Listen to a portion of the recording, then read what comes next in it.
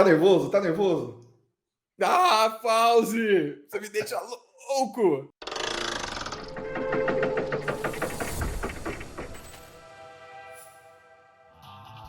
Está começando mais um Papo Manutenção Podcast. Eu sou seu host Igor Marinelli e Fauzi Mendonça ao meu lado e hoje vai ser animal. Tô até com um cenário novo para introduzir o nosso convidado, Denis Mortellari, o pai do RCM. Hoje a gente vai falar muito de confiabilidade. Fauzi, com as honras, me fala um pouquinho mais do nosso convidado de hoje, cara. Muito bem, Igor. Gostei do cenário, viu? Ficou muito bom aí, muito bem elaborado, muito bem enquadrado aí.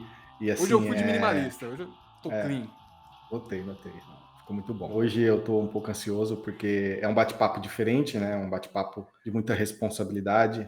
Falar sobre confiabilidade, romper paradigmas dentro da manutenção como um todo. E o Denis Mortellari é simplesmente a melhor forma de definir, você mesmo falou, pai do RCM. No Brasil é o Denis Mortellari, ele aprendeu direto na fonte, né, através de John Mowbray, através de outros profissionais de ponta que foram lá na gênese da coisa toda e trouxeram isso para a manutenção, né? Isso me deixa ansioso, me deixa muito contente também pelo fato de que eu poderei tirar aqui, neste momento, algumas dúvidas e até mesmo romper com alguns paradigmas aí, com relação a indicadores e já deixando até um spoiler aí. Hoje vai ser um dia muito especial aí e com certeza será um papo manutenção épico. Sem mais delongas, vamos conhecer o mestre. Denis, para começar, cara, como que você ficou enamorado do RCM? Me conta mais essa história, eu quero profundidade, hein? Namorado, boa noite. Tudo bom com vocês? Tudo bem. Assim, ó, deixa eu esclarecer uma coisa. Eu estava ouvindo a introdução aí de vocês. Eu não sou pai do RCM, não, sou pai da Gabriela, meu amigo. Não tem nada desse negócio se ela tivesse aqui, inclusive, eu ia mostrar para provar para a audiência aí que eu não sou pai do RCM, não. Mas quando você tiver um filho, você vai chamar ele de RCM, né? De tanto que o pessoal fala isso. Você sabe que já me fizeram uma sugestão de tatuar RCM no braço. Eu tinha uma ocasião, a gente fez uns pins, né? E eu estava usando esse pin para todo lado. Aí um cliente olhou assim, um rapaz falou assim: pô, por que você não tatua? Você só fala nisso aí. Então, é um projeto que ainda não foi executado, mas ele tá no planning aí, viu? Talvez a gente ainda faça. Mas esse negócio de pai do RCM é brincadeira, mas absolutamente não sou. Os pais do RCM, Stan Nolan e Howard Hip, né, da United Airlines. E esses caras realmente foram os caras que desenvolveram isso, que lançaram e que assinam. E o John Mowbray, eu diria que já é aí um neto, né? Ele já é um filho, eu talvez seja o neto, eu poderia ser o neto, mas pai já. E vamos lá, você quer saber como é que eu entrei nisso, né? Cara, a história é longa. Eu trabalhei muito tempo na COFAP, na Companhia Fabricadora de Peças, que vocês devem conhecer, que é aquela do cachorrinho, né? Que tinha os amortecedores, tal. Isso lá na década de 80, né? Eu estou conservado assim, mas eu já tô por aí há algum tempo. E nessa época, a gente começou a informatizar a manutenção, né? E quem veio informar a manutenção foi o Kleber Siqueira, que é o fundador da SQL aqui no Brasil. Né? E aí a gente teve a oportunidade, quando eu saí de lá, ele me convidou para trabalhar com ele. Então, eu trabalhava com informatização da manutenção, esse negócio de software, essas coisas. E aí apareceu o John Mowbray aqui no Brasil. E a empresa, naquele momento, resolveu ser uma franquia, digamos, do John Mowbray aqui no Brasil. E nós tivemos, então, a oportunidade de estar com ele. E eu, por um acidente de percurso, né, uma noite a gente estava jantando, eu contei essa história, vocês devem lembrar, num karaokê. Eu não trabalhava ainda, eu estava acompanhando o Kleber, mas com esse outro assunto de gestão de manutenção, e o John Mowbray estava junto. A gente estava num karaokê, num jantar, e aí o John Mowbray foi cantar My Way. E eu gostava muito de cantar, gostava muito de música e tal. Aí eu falei para ele: eu vou cantar My Way para você. Aí eu fui lá e caprichei, né? Na hora que eu voltei, ele estava emocionado assim, virou para o Kleber e falou assim: manda esse cara para estudar RCM comigo lá na Inglaterra. E eu fui. Entendeu? Você que está escutando isso, o Denis vai cantar My Way, está confirmado. no final desse episódio vai ter um fechamento com o karaokê do Denis. Uau, Pode continuar aí, uau. continua, não pula não, hein? Mas foi isso aí, cara. Então aí eu tive a oportunidade, eu e o Ney Pizzati, na época, que foi um dos meus tutores também, um camarada com uma formação tremenda, né? Um engenheiro do ITA, um cara muito bom, que fez RCM antes do Mowbray aparecer aqui, ele já fazia RCM na empresa. Um cara que traduziu muitos livros de confiabilidade, foi quem me introduziu, foi Ney Pizzati, né? Kleber Siqueira e John Mowbray, uns caras mais velhos do que eu, naquela época eu era bem mais jovem, isso há 20 e poucos anos atrás, tá? E aí eu entrei por essa linha e não saí mais, Igor. Agora, eu queria ouvir alguma implementação de RCM bem sucedida, assim, que você fez, e também uma que deu errado, né? Porque eu acho que a RCM hoje, né, a tentativa é tornar isso um pacotinho, mas é um processo, né? É um processo, uma metodologia. Então, como que funciona? Até imagina uma empresa querendo, cara, eu comprei RCM aqui e coloquei e não deu certo na planta, né? Então, implementações erradas e certas. O que você vê de diferença entre uma e outra? Vamos lá, implementações, né? Falando sobre implementações. O próprio John, ele ensinou a falar, nem tudo que vocês fizerem vai dar certo. Né? Eventualmente, tem coisas que fogem, digamos, do nosso controle, e às vezes não dão certo, né? E a gente fica frustrado, a gente fica chateado, o cliente fica, né? Mas quando dá certo é uma maravilha, não é? O RCM é assim, o próprio John dizia isso, o RCM não é software nem hardware, o RCM é thoughtware, é uma forma nova de pensar a manutenção. Thoughtware, esse é o termo que ele usou e eu anotei, né? Então, isso é bastante interessante porque é uma forma de pensar, é uma nova forma de pensar as ações que a gente vai fazer buscando a confiabilidade. Tanto que as máximas que vocês já devem ter visto, que eu apresentei lá no nosso canal, no SQL Brasil Streaming, né? Se você quiser nos acompanhar, vai lá no YouTube, se inscreve, clica no sininho para ser avisado das novidades e também curte, que vai ser muito importante. Esse é o cacoete do youtuber que a gente vai pegando. Não consegue falar no canal sem falar essas três coisas. Ele falava algumas coisas, né? E nas 10 máximas, quando ele coloca, ele não fala que existe a forma errada e a forma certa de fazer. Igor, Fauzi, o pessoal que está nos acompanhando. Mas existe a forma velha e a forma nova de fazer. Não é? Quer dizer, muitas vezes as pessoas, mas eu sempre fiz assim. Você sempre fez assim, mas a demanda era outra. Quer dizer, o resultado hoje ele precisa acontecer com muito menos dinheiro. A gente precisa ser cada vez mais competitivo. Então, o certo que você fez, talvez a vida inteira, ele precisa ser repensado para a gente continuar sendo competitivo nos dias atuais. Uma aplicação certa. A aplicação depende de algumas coisas. Primeiro, ela depende mais do próprio cliente, daquele que quer fazer, do que da consultoria, Igor. Não adianta, pode ser a consultoria A, B ou C, é igual software, né? O software você pode vender para clientes diferentes, mas se o cara não alimentar com dados, o software ele é bom, ele continua sendo bom, mas ele não vai trazer resultado. Não é a mesma coisa o RCM. Você precisa fazer, você precisa estudar e você precisa implementar, precisa acreditar. Durante muitos anos a gente fez muitas implementações na Petrobras, por exemplo, e a Petrobras ela tem assim uma movimentação de cabeças muito grande. Aí o camarada fazia, colocava embaixo do braço, levava para o novo local que ele ia lá e nunca mais abria aquele trabalho. Então, não vai dar resultado, não é? Agora, você precisa acreditar. Em uma ocasião, numa grande empresa, eu me lembro que a gente fez, foi na Comgás que a gente fez um trabalho grande, e quando a gente chegou com a ideia lá de que teria que acabar com, mais ou menos, praticamente acabar com a manutenção preventiva, e mudar tudo para monitoramento, para testes e tal. O diretor falou assim, peraí, mas vocês vão explodir São Paulo. Porque a gente estava tratando aquelas estações de redução de pressão que ficam distribuídas, tem milhares delas distribuídas em São Paulo, né, que derruba a pressão do Citygate, que já vem do gasoduto e derruba uma pressão para entregar para o consumidor. E aí nós tentamos convencer o homem de toda forma. Não, mas isso é bom, isso resolveu na aviação, mas a gente não tinha uma forma numérica de conseguir convencer o camarada. Aí ele acreditou parcialmente. Ele falou: faz o seguinte, ó, implementa em 1/3. Eu vou dar esse crédito para vocês. Aí foi lá, implementou em 1/3. O que aconteceu?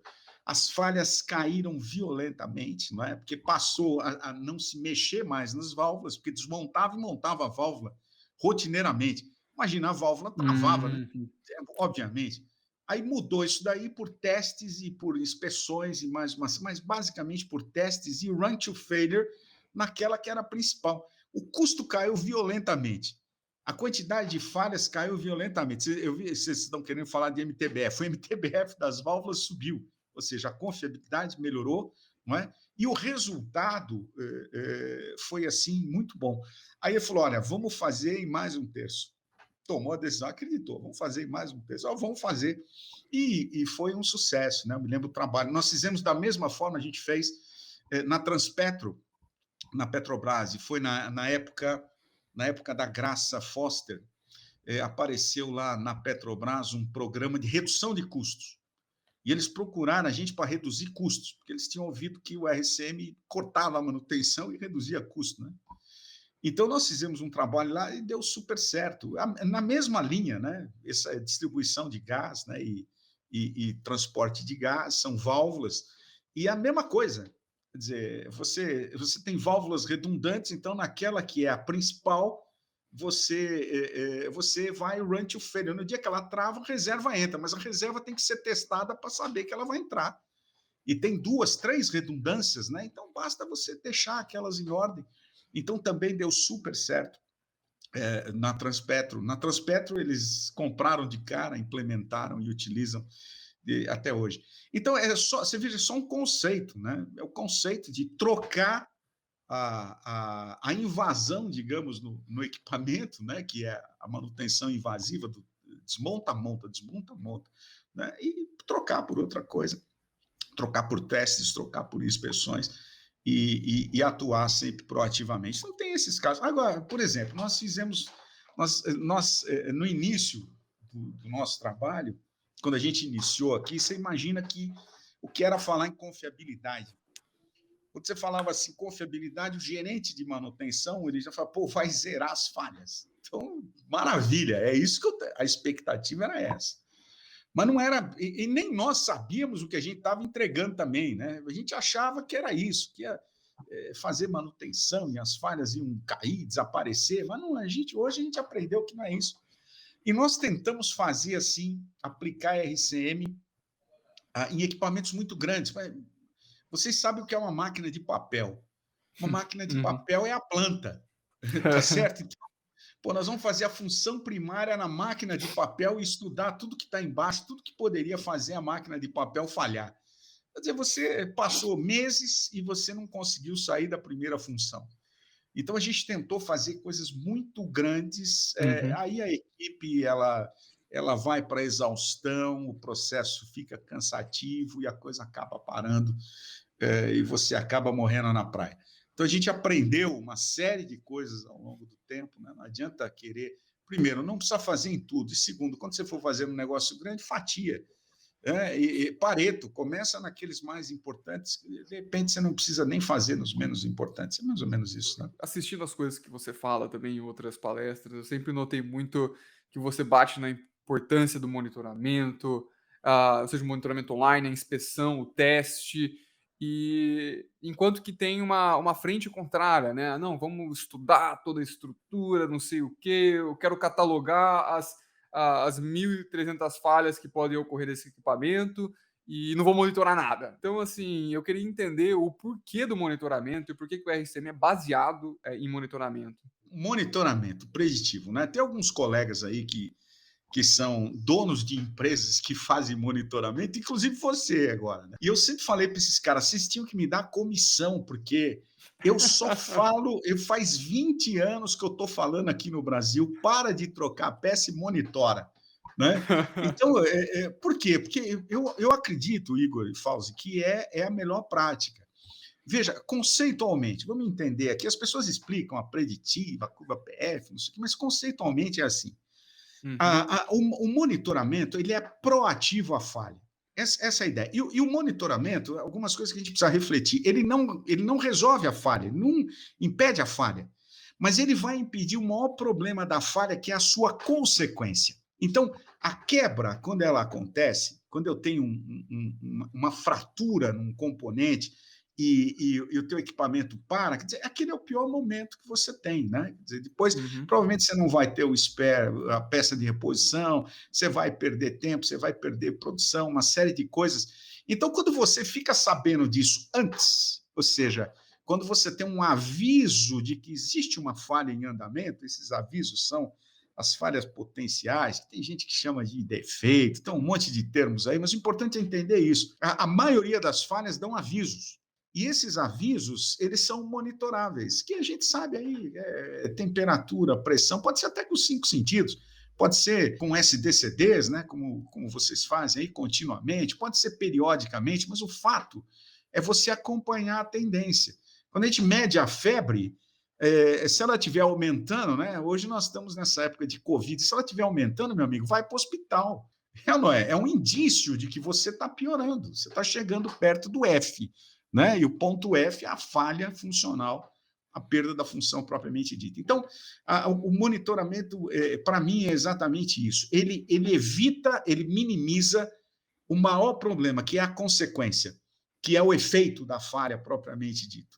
Não é? Então, quando a gente consegue se planejar para resolver a falha de uma forma planejada, a gente derruba os custos das perdas. É isso que a gente quer fazer. Ele não evita a falha, o rolamento começou a roncar, começou a vibrar, ele vai morrer, não tem mais o que fazer, já era, você vai trocar aquele rolamento. O problema é o momento que você vai trocar. É a grande vantagem de se monitorar, ao invés de se fazer um troca-troca periódico de peças, que não garante. A troca de peça por vida útil, ela não garante, porque a maioria das falhas também, vocês devem saber disso, elas vêm de fora para dentro, não são do equipamento de dentro, do componente de dentro para fora. Não necessariamente é material, mas vem de fora para dentro, do próprio processo, do próprio contexto operacional, que a gente fala muito também. Então, quando é que você vai passar com o seu carro num buraco? Isso aí pode comprometer o rolamento do seu carro. Quando é que você vai passar? Não sei. Portanto, a falha passa a ter uma característica aleatória. Naquele momento que você passar no buraco, pode ser que ele comece a vibrar, que ele comece a roncar. Aí sim, desencadeia o processo do reparo, o processo da substituição. Então é isso. Além do que, o monitoramento gasta pouco, não é invasivo e normalmente você não precisa parar o equipamento. Então, é óbvio, só tem vantagem, né? E pega antes e resolve o maior problema, que é a consequência. Então, é por isso. Eu estou convencido de que monitoramento é a melhor prática, sempre estive. Né? E a gente tem, onde a gente tem conseguido implementar isso de forma eficaz, os resultados são assim muito bons. E em massa, viu? É trocar mesmo a filosofia, sair de uma realidade e ir para outra realidade. Interessante, Denis, acompanhando aqui tudo que você comentou sobre implantação de RCM, sobre os cases que você apresentou. Eu estava pensando aqui que hoje é muito mais fácil falar em confiabilidade em RCM, justamente pela facilidade em se implantar dispositivos, sensores de monitoramento online, né? E aí isso me fez refletir como era isso lá atrás, no passado, na década de 90, no começo dos anos 2000. Era um pouco mais difícil, talvez, falar sobre esse tipo de assunto para um gerente, para um diretor industrial. Eu sei que era um contexto diferente, mas entendo que hoje, atualmente, é mais fácil, pela forma como se pode monitorar as coisas, com tudo subindo para a nuvem, com tudo sendo jogado na internet das coisas. E custos acessíveis, né? Porque nessa época não eram, os custos eram abusivos, não é? Era impossível fazer. Como até o Denis falou um tempo atrás, né, que isso só acontecia no avião, né, Denis? Só no avião. primeiro No avião, a local. manutenção, a excelência da manutenção só na aviação, porque o risco é muito alto, né? Interessante. Isso tem a ver com aquilo que se diz aí popularmente a respeito das novas tecnologias, né? Elas começam assim de uma forma bem restrita e com o tempo elas vão barateando assim, em termos de custo e elas vão se popularizando, né? E aí se aplica em outros segmentos, em outros contextos. E é exatamente esse o contexto em que a gente vive hoje, né? Mas assim, Denis, eu queria aproveitar o ensejo, aproveitar o momento para romper com um paradigma que eu rompi recentemente. Foi assim até meio difícil. Eu lembro que eu comentei contigo na época, eu passei uns 3 ou 4 dias. Foi um final de semana e mais, acho que se eu não me engano, uma segunda e uma terça-feira refletindo sobre, né? Após ler um artigo do teu companheiro aí, o William Trolley, que fala sobre os indicadores clássicos de manutenção, mais especificamente sobre o MTBF, né? E aquilo me tirou o chão, porque ele não condenou completamente os indicadores clássicos de manutenção, mas ele, no artigo, ele exemplificou, ele demonstrou, né, ele evidenciou que esses indicadores eles possuem limitações. E eu gostaria de entender um pouquinho melhor isso e saber o seu ponto de vista a respeito disso, porque eu ainda estou tentando superar esse trauma aí, tá? O MTBF, segundo o artigo do William e o que a gente lê e pesquisa, né, e vê que os pesquisadores falam sobre isso, na verdade ele é um indicador incompleto, né? Quer dizer, ele não é completo do ponto de vista de confiabilidade. Confiabilidade ela precisa de mais algumas variáveis, né? Você precisa, o que é, por exemplo, confiabilidade num carro de Fórmula 1? Carro de Fórmula 1, eu quero, por exemplo, utilizar o carro ao máximo da sua capacidade durante 2 horas pelo circuito tal. Eu quero que tudo isso aconteça, né? E eu não me baseio, o MTBF é apenas uma média, né? Quer dizer, você não sabe onde falhou, se falhou no início, se falhou no fim, se falhou no meio, é uma média, como qualquer estatística, trata-se de uma média. Eu penso assim, o MTBF ele pode te dizer se está ruim ou se está bom. Né? Eu penso assim, se você for trabalhar com médias, pensa, por exemplo, no seu carro. Então você pega lá o seu carro, quantas vezes ele te deixou na mão no ano passado? Nenhuma, ótimo. A confiabilidade está excelente, não está na hora de vender, né? O carro está bom, eu vou ficar com ele.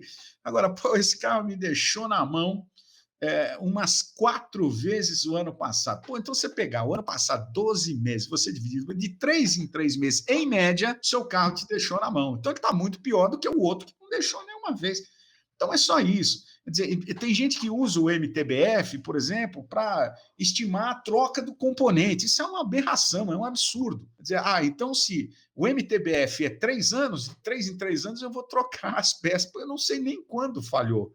A média é 3 anos. Então, eu diria que ele é um indicador se está ruim ou se está bom. Porque o que é? É tempo por falha, é só isso. Você tem o tempo utilizado pela quantidade de falhas. Se você tem muita falha, está no denominador. Se tem muita falha, o MTBF é pequeno. Se o MTBF é pequeno, tem alguma coisa ruim aí. Vai investigar. Né? Agora, se o MTBF é alto, se não falhou nenhuma vez, não tem falha. Ausência de falha. Portanto, a confiabilidade está melhor.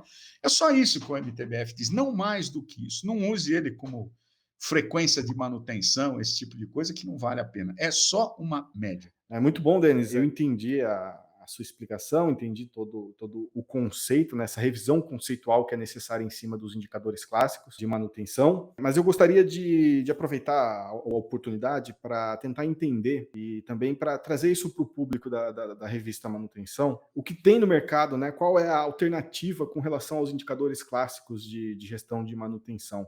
Quando o MTBF não nos atende mais, né, que ele nitidamente possui uma limitação por ser ali, segundo o William Trolley, uma média aritmética, quando ele não nos atende mais ali a nível de gestão, a nível de deliberação, né, de tomar uma decisão, o que a gente tem para garantir eficácia e para garantir confiabilidade no processo de manutenção e que pode ser utilizado no dia a dia aí dentro de um departamento de PCM? Tá.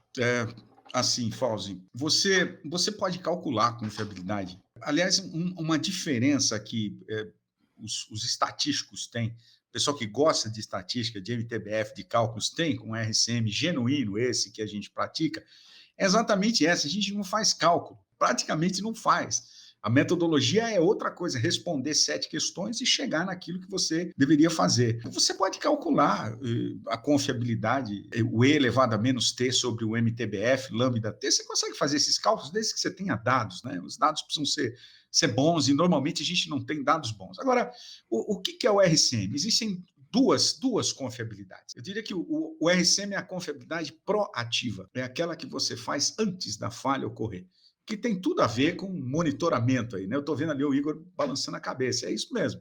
A gente faz antes da falha ocorrer. E tem aquela que você faz depois. A falha ocorreu, aí você vai fazer análise de falha, você vai pegar os dados, vai fazer os cálculos e tal. Agora, isso aí é muito bom para você melhorar produto. Agora, na manutenção da função, isso não resolve muito. Então, eu diria para você o seguinte, o que é eficaz? O que você tem que medir? Você tem que medir o que você precisa produzir. Quando a gente define a função primária no RCM, na manutenção centrada em confiabilidade, eu defino o seguinte, em tanto tempo eu quero produzir, por exemplo, tantas toneladas por hora sempre nesse meu equipamento. É isso que eu preciso medir. Eu preciso medir se isso está acontecendo. Isso é efetividade. E aí você tem lá o OEE, né, a efetividade, a eficiência, a efetividade do processo, que te dá isso tranquilamente. E se você, por exemplo, calcular as quebras e você medir o custo, você não precisa mais nada. Então, se você tem, eu preciso produzir 10 toneladas, eu estou produzindo as 10 toneladas, beleza, quanto isso está me custando? Está me custando tanto, tá certo? E as quebras caíram, diminuíram. Pô, o que você precisa medir mais? Você precisa calcular a confiabilidade do item. Às vezes o pessoal fica bravo quando a gente fala isso. É assim, a confiabilidade proativa e a reativa. É a que a gente faz antes e a que a gente faz depois da falha. Elas se complementam. Elas não são inimigas, mas normalmente numa engenharia de confiabilidade, e a gente já fez isso em várias empresas aí, você começa com o RCM, depois você treina os engenheiros de confiabilidade nessas outras ferramentas, porque ainda serão passíveis de análise de falha. Existem problemas crônicos que se quer corrigir, né, e que você precisa estudar mais a fundo. Aí você tem as ferramentas, FTA, o RCA e todas as outras aí. Assim, resumindo isso, viu, gente? Outro dia, conversando com um colega, saiu um pensamento que reflete muito isso que eu falo por aí. Mais ou menos o seguinte, a confiabilidade ela faz 2 coisas por você. Ela pode te ensinar a calcular a probabilidade do avião cair. Ela faz isso, sem problema nenhum. Ou ela pode te ensinar a tomar providências para o avião não cair. Eu fico com a segunda opção. Entendeu? Então, você pode calcular, pode fazer isso, fazer aquilo, fica à vontade, não tem problema, não é pecado, mas você tem que fazer coisas efetivas. Quando a gente define funções, falhas, modos de falha, efeito, consequência, aplica uma metodologia cientificamente criada para garantir a função, a gente está atuando na manutenção da função. Ele não está fazendo cálculo, mas está trabalhando para o negócio funcionar direito e falhar menos. É basicamente isso, resumindo assim, né, para te responder aí a sua questão. Tem o RCM teórico e o RCM pragmático, né? A confiabilidade teórica e a pragmática é perfeita, é isso aí, o RCM é pragmático. Vamos fazer, eu quero garantir a função. Qual é a confiabilidade? Quando ele vai cair, sei lá, eu vou fazer de tudo para ele não cair. Esse é o ponto. Tem uma outra boa, né? Que eu falei outro dia sem querer também, negócio de paradas naquele mini curso lá que a gente estava fazendo. Eu falei assim: quanto menor a grande parada for, melhor. Que é você acabar com esse negócio de trocar coisas, né? Periodicamente, isso não resolve nada. PG, e aí depois para startar a planta, que aí é o negócio. Aí não vai, né? E vai. E só vai vai. Estendendo. Aí liga o carro de novo. Você detona, você joga o dinheiro no ralo, efetivamente, né? Troca tudo o que você tem que trocar. A hora que você liga, o negócio não vai.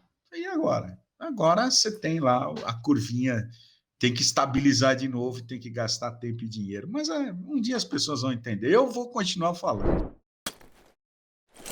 Denis, o que você está assistindo? Alguma série, alguma coisa para indicar para a gente? Eu sugiro o seguinte, tem uma série muito interessante que eu recomendo para vocês, é Chernobyl. Isso aí fala do quê? Fala de acidentes, de testes, de dispositivos de proteção e de acidente com grande consequência. O RCM, um dos principais, dos pontos mais fortes, John Mowbray dizia que é o teste dos dispositivos de proteção. Não basta você monitorar se você não garantir a segurança da PSV, se você não garantir, por exemplo, que o disjuntor vai atuar quando eu precisar dele, que o fim de curso vai parar a ponte antes que ela caia. Então, Chernobyl é uma série bastante interessante que mostra que a falta do teste, ou às vezes o teste de forma errada, pode trazer grandes consequências. E a importância dos dispositivos de proteção nos processos que às vezes são deixados de lado. Paga-se o custo, o ônus, né, da consequência dessas falhas que normalmente são catastróficas. Você viu aí, né, Fauzi? Vai ficar difícil, cara. Vai ficar difícil para o próximo convidado que a gente vai trazer aqui, depois de uma verdadeira aula com o Denis. E super alto astral. Gostei demais, aprendi muito. Para você que está nos escutando, não deixa de compartilhar com seus amigos. Pô. Joga no grupão lá do WhatsApp da firma com os outros manutentores, né? Para você pode ter alguma informação óbvia para o seu colega que está começando, subindo na carreira, tem muita coisa para ser aprendida, né? Então é isso, abração. Fauzi, te vejo no próximo episódio, hein? Você vai estar lá, hein? No próximo? Eu estou em todos. Muito bom, Igor, muito bom. Assim, é um aprendizado constante. Cada episódio a gente tem se surpreendido com o nível dos convidados. Espero que o público tenha gostado e aprecie muito o conteúdo que a gente tem produzido, que o pessoal compartilhe realmente, leve isso para as redes sociais, para os grupos e acompanhe-nos aí na revista Manutenção, através não só da revista, do site, como também das redes sociais. Tem os canais da Traction também. E no mais, eu agradeço a todos que nos acompanharam. Um abraço e até a próxima.